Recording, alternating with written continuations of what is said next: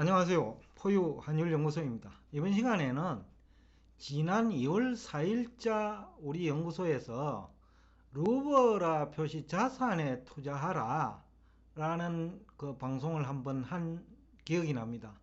오늘은 그 이후 루버라 가치 변동과 그리고 향후 투자 전략에 대해서 여러분과 대화를 나누고자 합니다. 지난 4월 30일 기준으로 루브라 가치가 2년 만에 최고치를 경신했어요.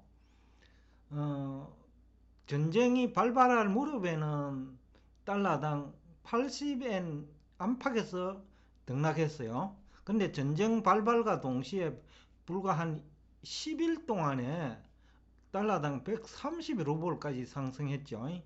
그때 매도한 사람이 있을 것 같아 가지고 참 그때 루브라를 매수한 사람이 있을 것 같아 가지고 오늘 향후 그러면 어떻게 루브라 표시 자산을 가져가야 되느냐라는 차원에서 오늘 이 주제를 선정했습니다. 러시아, 그러니까 우크라이나와 러시아 전쟁 직후에는 러시아가 이제 환율 급등하고 돈 빠져나가는 것에 대비해 갖고 기준금리를 20%까지 올렸죠. 기준금리를 올리면 이제 시장금리도 올라가니까 일반적으로 뭐 시장금리가 먼저 올라가죠.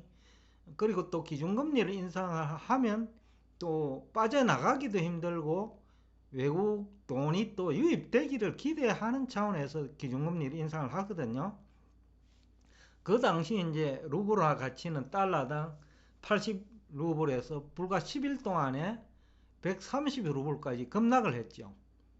근데 4월 30일 기준으로는 68루블까지 급등했는데 이 환율이 그 2년 전 환율이에요. 그렇다면 왜 이렇게 갑자기 루블화가 급등했는지를 알아야 그 이유를 알고 우리가 대응 전략을 마련해야 되니까 우선 그 이유부터 점검해 보고자 합니다.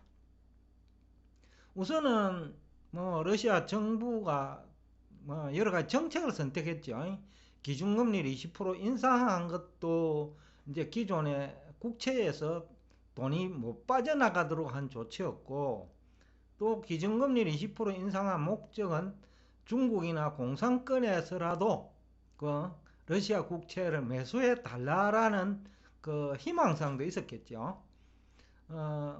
그러자 이제 실제로 이제 환율이 또 안정되어 있고, 그 환율이 안정되니까 또 러시아 정부는 기준금리를 조금씩 인하하기 시작했어요. 4월 30일 기준으로는 20%까지 인상했던 기준금리를 14%까지 인하를 했거든요. 그러니까 국채 투자한 사람은 단기에 한 6% 정도 시세 차익을 얻었지요. 예를 들어서 뭐 5년채 투자했다라면 불과 한 달 만에 20% 수익이 난 거죠.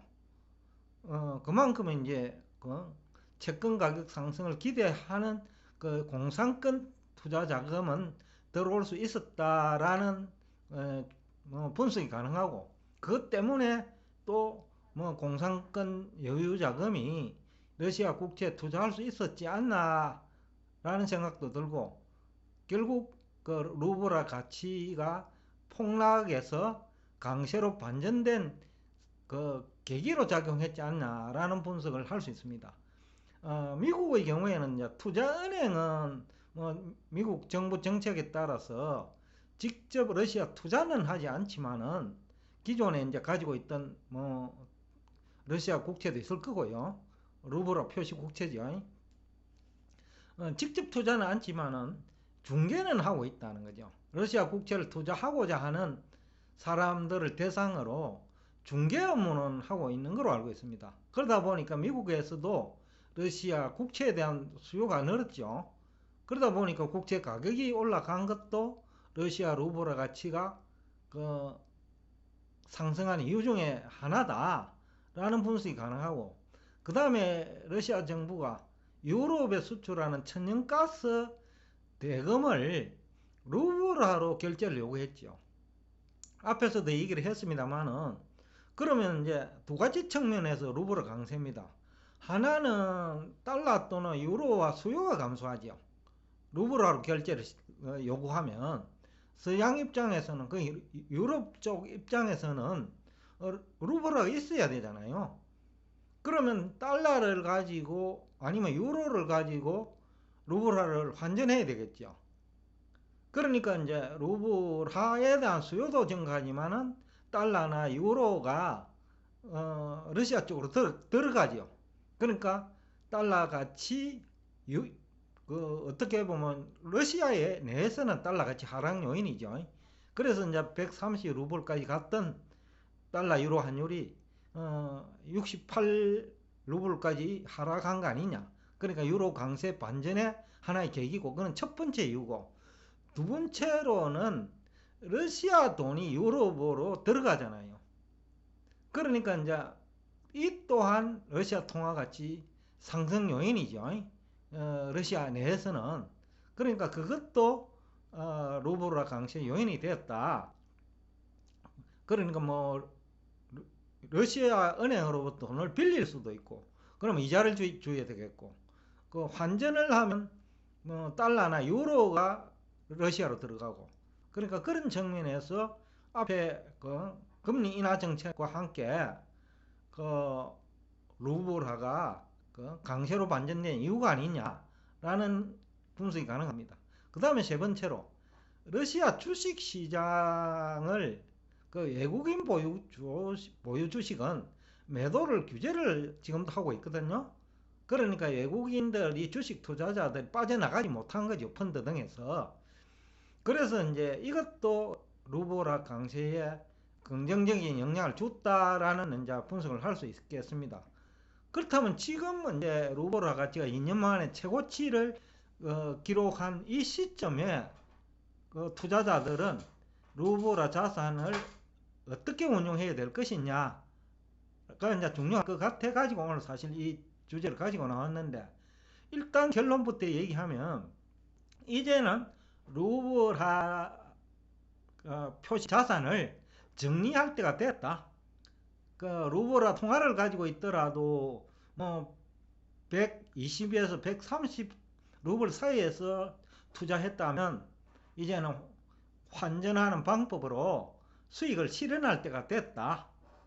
국채도 마찬가지라고 생각합니다. 러시아 정부가 발행한 국채도, 그러니까 러시아 그 루블화 표시 국채일 거예요. 그 국채도 이제는 수익 실현할 때가 됐다라는 얘기를 하고 있습니다. 그 이유는 한 두 가지로 정리할 수 있습니다.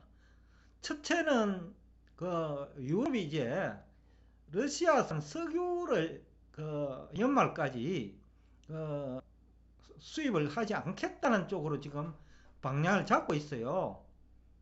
그런데 지금까지는 뭐 아직도 이제 러시아산 석유를 수입하고 있지만은 연말까지 의사결정을 할 가능성이 높아요. 그리고 영국이나 뭐 일부 유럽 국가들은 아프리카 등지에서 석유를 수입하는 쪽으로 또 방향을 잡고 있고요. 결국 시간의 문제일 뿐 러시아 석유는 그 유럽에서 수요가 감소할 수밖에 없어요. 그런데 유럽 쪽이 러시아 석유의 40% 이상을 소비하거든요. 그러니까 이게 만만치 않은 그 물량인 거죠.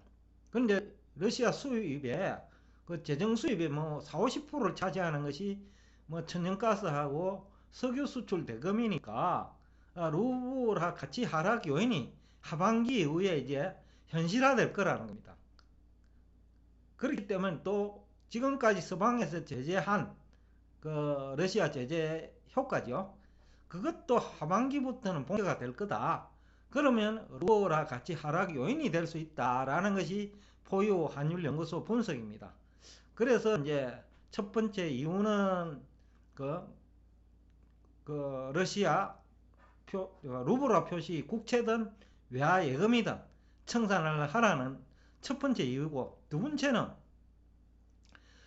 이 전쟁이 끝이 나더라도 서방 측은 그 러시아를 제재할 움직임이 현실화되고 있다는 거죠.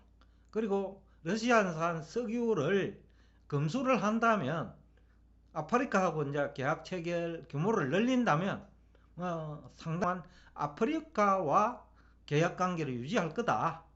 그런 측면에서 상당 기간, 그러니까 전쟁이 끝나도 루블화 가치 하락 요인이 심화될 가능성이 높다는 것이 그 포유 한일연구소의 분석입니다.